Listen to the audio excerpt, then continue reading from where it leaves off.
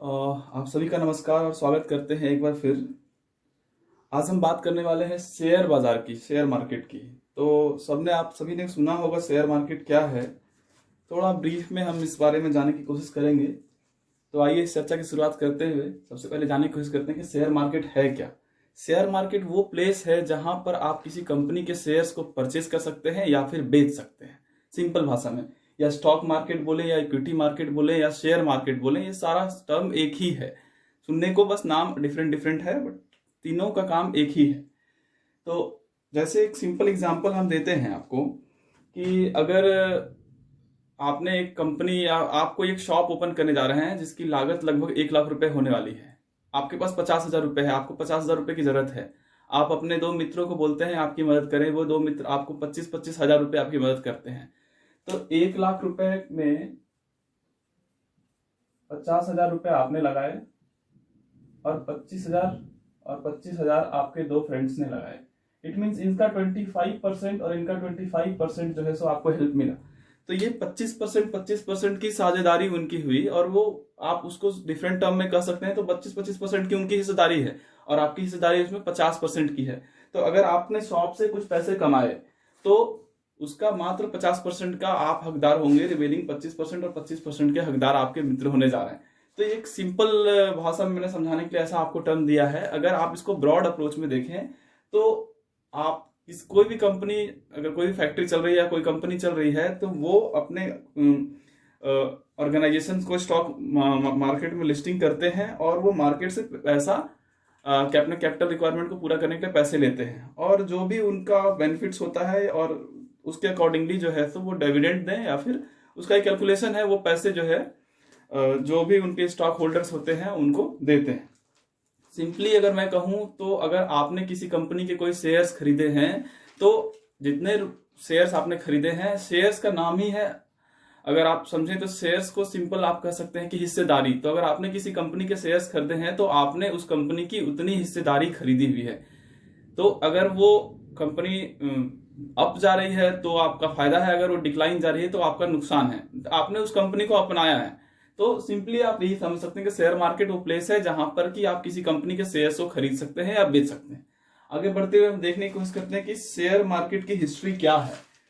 तो share market सबसे पहले तो कहीं ना कहीं स्टार्ट हुआ होगा, उसके बाद जो है सो इधर हम लोग अब देख रहे हैं कि बहुत सारे स्टॉक एक्सचेंजेस हैं। तो सबसे पहले कहाँ स्टार्ट हुआ और क्या रहा इसका इतिहास।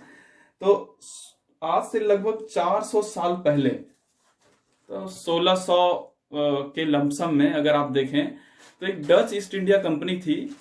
डच ईस्ट इंडिया कंपनी के बारे में हम लोग अच्छी तरह जानते हैं क्योंकि डच जो है सो Dutch East India Company India में भी आई थी लगभग 1602 में, और मसूलीपट्टनम में सबसे पहली फैक्ट्री उन्होंने लगाई 1605 में, फिर बाद में सूरत में 1616 में। तो डच ईस्ट इंडिया कंपनी, इनका काम ही था, वो शिपिंग में बहुत ज्यादा माहिर होते थे। और ये चूंकि उस वक्त कोई गूगल मैप नहीं था और कोई मैप डिस्कवर नहीं हुआ था, तो ये अपने शिप से डिफरेंट डिफरेंट लोकेशंस पे जाते थे और दूसरे दूसरे कंट्रीज में जाते थे, वहां पर ट्रेड करते थे। तो उस वक्त क्या इनके पास कैपिटल का रिक्वायरमेंट बहुत होता था, पैसों की कमी होती थी। तो उस पैसे को पूरा करने के लिए ये अपने सिटीजन से पैसे लेते थे, और सिटीजन से पैसे लेते थे, और उस पर क्या कमिटमेंट होता था कि मैं जा रहा हूँ शिप लेकर के और उधर से वापस आऊंगा, जितना पैसा मैंने कमाया उसका कुछ हिस्सा आपको भी दिया जाएगा। तो सिंपली वो लोग उस तरह से इसको स्टार्ट किया। फिर बाद में ये कब होता था, शिप का डॉकयार्ड्स पे इसकी जो है ऑक्शंस होती थी। तो लोग शिप्स पे पैसा लगाते थे कि ये शिप जा रही है। आप उसको एक जुआ का टर्म में देख सकते हैं कि जुआ ही होता था, क्योंकि सारे शिप्स जाते थे, सारे रिटर्न नहीं आते थे, क्योंकि उस वक्त तो कुछ नेविगेशन का भी उतना अच्छा व्यवस्था नहीं था। और लोग अब डच से, अभी इसको नीदरलैंड बोलते हैं, वहां से निकलते थे और पूरी दुनिया घूमते थे, वापस आते थे। तो जो शिप वापस आ गए तो वो कुछ जो भी अर्न करके आते, जो भी कमा के आते थे, उसका डिविडेंड मिलता था लोगों को जिन्होंने उस शिप से पैसा लगाया था। और जो शिप वापस नहीं आती थी, उस पर जो पैसे लगाते थे वो डूब जाते थे। सेम एज इट इज अभी के समय में आप देख सकते हैं, आपने स्टॉक एक्सचेंज में पैसा लगाया, अगर वो कंपनी अच्छा कर रही तो आपको फायदा हो रहा है, अगर वो कंपनी अच्छा नहीं कर पा रही तो आप नुकसान में जा रहे हैं। तो ये हिस्ट्री है शेयर मार्केट की। और Dutch East India company ship making business में सबसे आगे थी उस वक्त, 1600-400 साल पहले की बात है। उस समय इनका बहुत ज्यादा महारत था शिप बिल्डिंग में। इंडिया में भी वो आए थे तो बहुत दिनों तक यहाँ इंडिया में रहे, लगभग 150 वर्ष और उससे ज्यादा समय तक इंडिया में वो रह गए, क्योंकि उस वक्त पोर्टुगीज 1498 में जब पोर्टुगीज आए थे, फिर डच आए थे, तो पुर्तगालीज का इन्होंने पूरा का पूरा इंडिया में व्यापार ऑलमोस्ट खत्म ही कर दिया था और अपना एक साम्राज्य बनाने में कायम रहे थे। बाद में फिर इनको 1759-1760 के लमसम में ब्रिटिश ईस्ट इंडिया कंपनी जो आई थी, ब्रिटिश ने इसको खदेड़ दिया हुगली में, लेकिन उससे पहले तक इन्होंने काफी ट्रेड किया था इन्होंने। और जब ब्रिटिश ईस्ट इंडिया कंपनी ने इनको हटाया तो फिर ये सुमात्रा, इंडोनेशिया और जावा आइलैंड्स वगैरह में ही सीमित रह गए और इंडिया से इनको निकाल दिया गया। तो ये तो खैर हिस्ट्री की बातें हैं। तो शेयर मार्केट की शुरुआत कुछ इस तरह से हुई थी। डच ईस्ट इंडिया कंपनी जो वर्तमान में नीदरलैंड है, इतना आप याद रखें।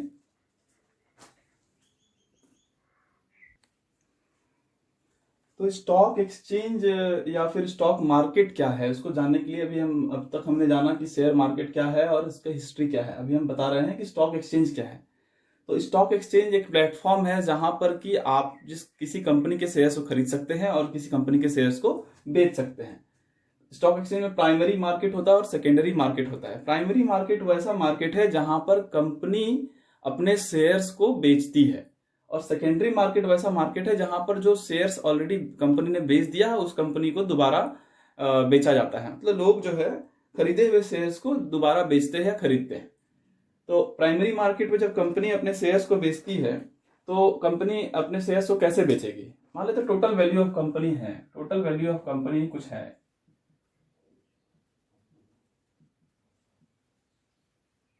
और नंबर ऑफ शेयर्स।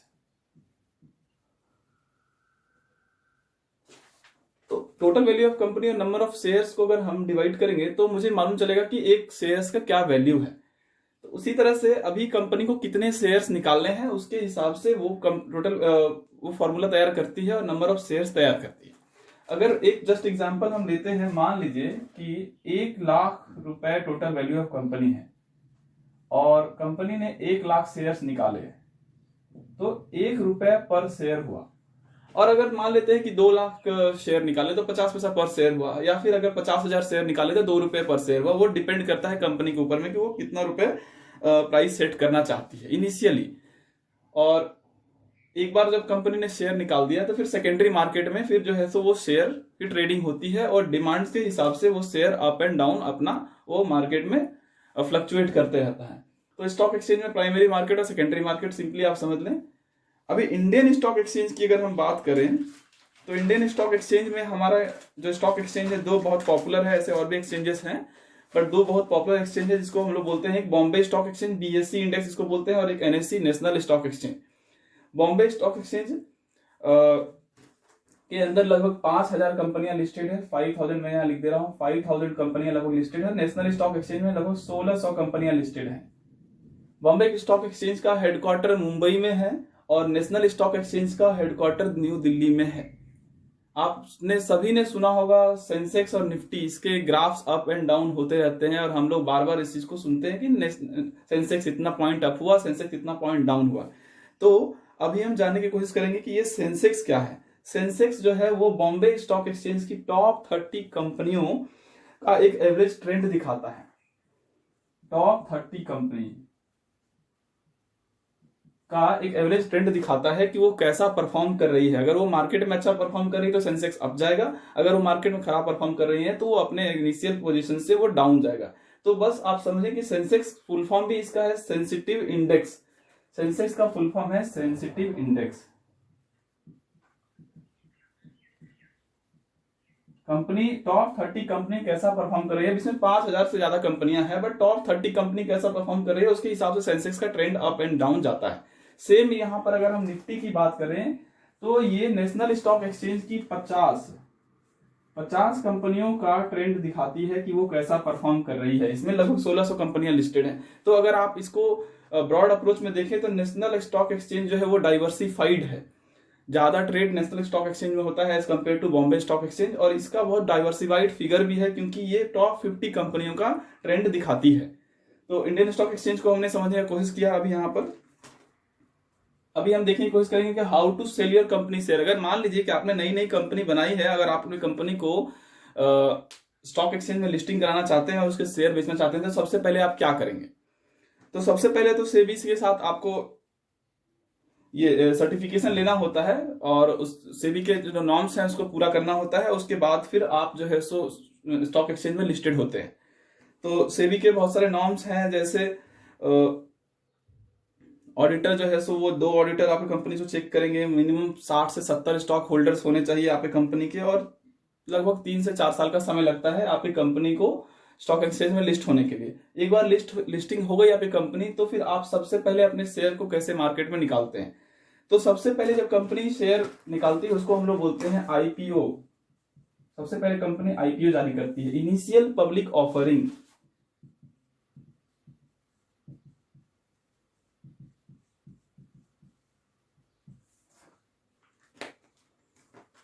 और जब एक्सचेंज में लिस्ट हो गया फिर उसके बाद आपके मार्केट में वो ट्रेंड करता है और उसके हिसाब से शेयर का बिजनेस आप करते हैं। और दूसरी बात ये है कि how can you buy share, हम शेयर कैसे खरीद सकते हैं। तो इसे जानने के लिए सबसे पहले जान जाइए कि शेयर खरीदने के लिए आपको 3 चीजों की सबसे इंपॉर्टेंट रिक्वायरमेंट होती है। आपका एक बैंक अकाउंट होना चाहिए, एक ट्रेडिंग अकाउंट होना चाहिए और एक डीमैट अकाउंट होना चाहिए। बैंक अकाउंट, ट्रेडिंग अकाउंट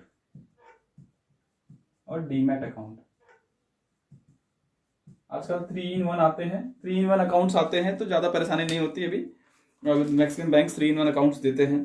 तो केवल ये होने से क्या हम ट्रेडिंग कर सकते हैं क्या? नहीं। जो लोग बाइंग और सेलिंग करते हैं उसको रिटेल इन्वेस्टर्स बोलते हैं, लेकिन उन्हें एक ब्रोकर की जरूरत पड़ती है, एक प्लेटफॉर्म की जरूरत पड़ती है जहां से कि वो शेयर ट्रेडिंग कर सकते हैं।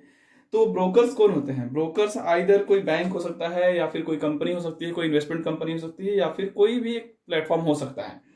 तो ब्रोकर्स क्या करते हैं? ब्रोकर्स जो हैं वो ब्रोकरेज चार्ज लेते हैं। डिपेंड करता है वो डिफरेंट प्लेटफॉर्म्स के कौन किसका अपना क्या क्या चार्जेस है। तो सबसे पहले आप ये समझ लें कि रिटेल इन्वेस्टर्स जो आपके हमारे जैसे लोग हैं उनको एक ब्रोकर की जरूरत पड़ती है और उसके थ्रू वो लोग शेयर ट्रेडिंग कर सकते हैं। बैंक अकाउंट अपने कैपिटल को या पैसों का लेन देन के लिए ट्रेडिंग अकाउंट से ट्रेड करते हैं, और डीमैट अकाउंट जहां पर कि आपके शेयर का लेखा जोखा रहता है।